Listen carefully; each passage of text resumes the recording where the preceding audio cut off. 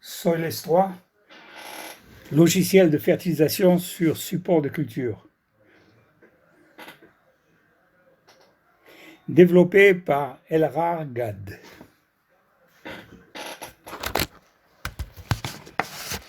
La première étape, c'est le choix de la culture. Pour entrer dans le premier écran, pour la recommandation standard, et là nous choisissons la culture, tomates, concombres, etc., toutes les cultures en hors-sol. Et nous obtenons la solution nutritive recommandée en standard, macros-éléments et micros-éléments. Nous avons donc trois options. La première, c'est d'avoir des recommandations standards. La deuxième, c'est d'utiliser une base de données. La troisième, un choix libre. Par exemple, ici, encore une fois, je vais choisir une culture et j'ai automatiquement les macros et les micros-éléments requis dans la solution. Ou alors une base de données très large où je peux choisir un exemple quelconque, le capturer et le changer.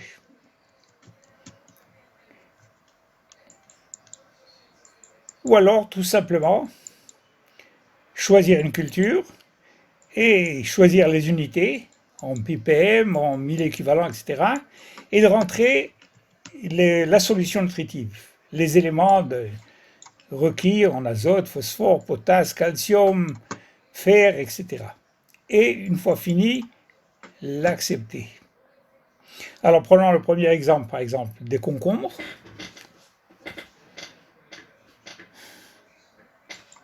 Je vais encore une fois choisir la solution standard recommandée. Et j'ai ici le profil, je vais l'accepter. Je peux changer les chiffres. L'étape suivante, c'est que je dois capturer les données de l'eau en utilisation.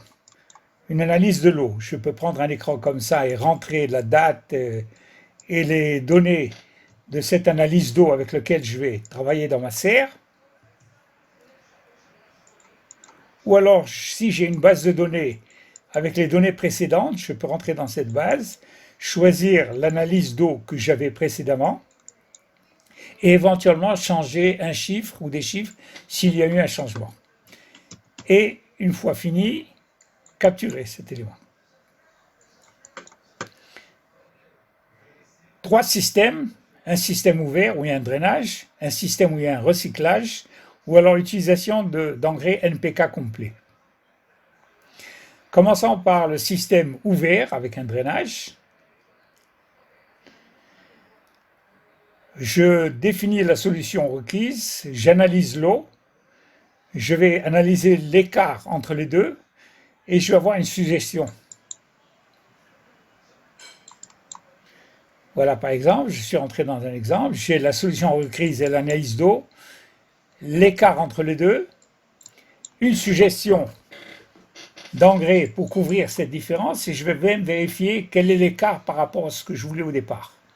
Alors j'ai les quantités à déverser dans le tank A et dans le tank B et les acides dans le tank C pour écarter les bicarbonates, la salinité à l'entrée et à la sortie. Je peux avoir aussi les prix, le prix de la fertilisation. Je peux avoir aussi, par exemple, ici, les micros-éléments que je vais utiliser. J'ai une proposition de choix, mais je suis libre aussi de choisir des oligo-éléments qui me conviendraient ou qui me sont disponibles.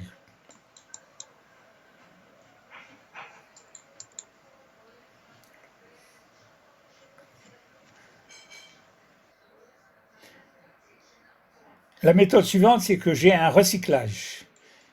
Une partie de l'eau de drainage va être recyclée. Alors je dois définir la qualité de cette eau-là, que j'ai analysée. Je peux avoir des exemples précédents que je vais corriger éventuellement. Et là, je rentre dans l'écran, la fertilisation recyclée. Le pourcentage de recyclage, par exemple 20% recyclé, et alors à ce moment-là, je vais pouvoir calculer l'écart entre ce que je veux et avoir suggestion, qu'est-ce que je vais mettre dans l'écran, dans le bac A, le bac B, et vérifier les paramètres. Je peux éventuellement changer un chiffre.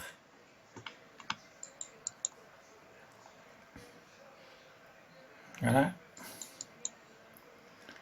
La troisième méthode, c'est que j'utilise des engrais complets, soit liquides, soit en poudre soluble, NPK avec oligo-éléments, que je vais mettre dans la cuve A. Et là, par exemple, je vais choisir une formule, par exemple 9, 10, 40 plus 2 plus l'oligo-élément. Et là, quand je choisis cette formule, j'ai ici une proposition, combien de kilos je vais mettre dans le bac A, et éventuellement les besoins pour compléter. Et dans le bac B, bien sûr, le nitrate de chaux. Dans le bac C, les acides. Si j'ai un problème de solubilité, je peux réduire le taux d'injection.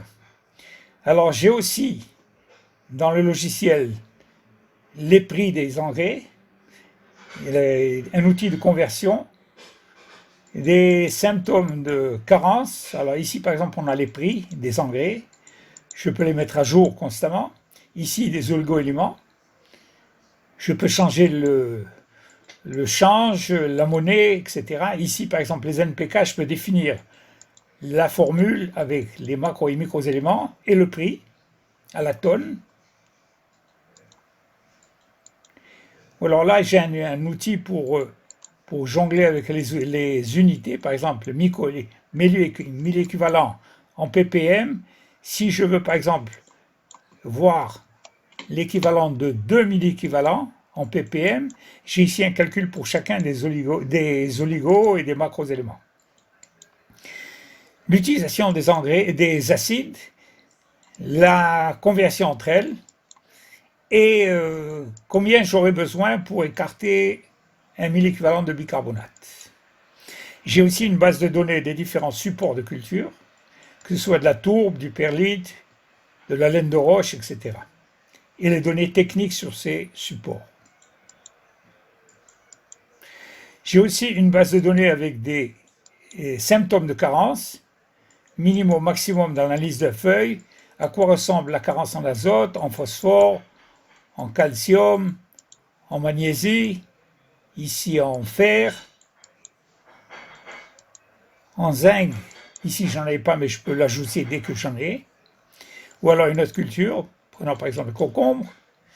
Voilà à quoi ressemble une carence en azote et à quoi va ressembler une carence en fer.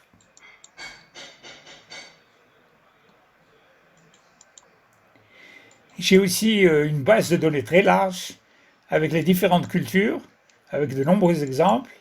Et bien sûr, je peux capturer un exemple et éventuellement le changer.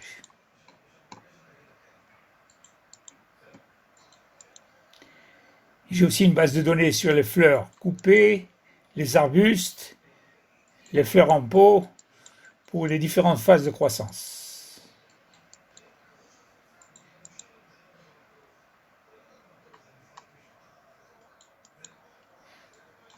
Alors, bien sûr, toutes les fertilisations précédentes, je peux les stocker, les garder dans ma base de données ici.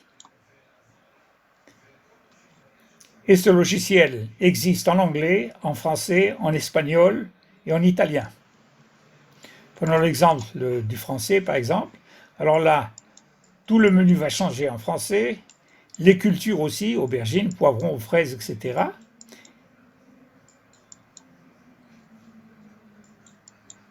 Ou alors, par exemple, en espagnol.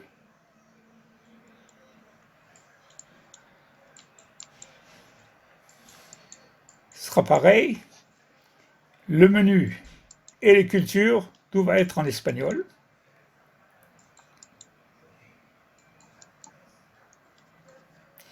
Alors, pour plus de détails, contactez elgadagro@gmail.com ou le site www.elgadagro.com. Merci.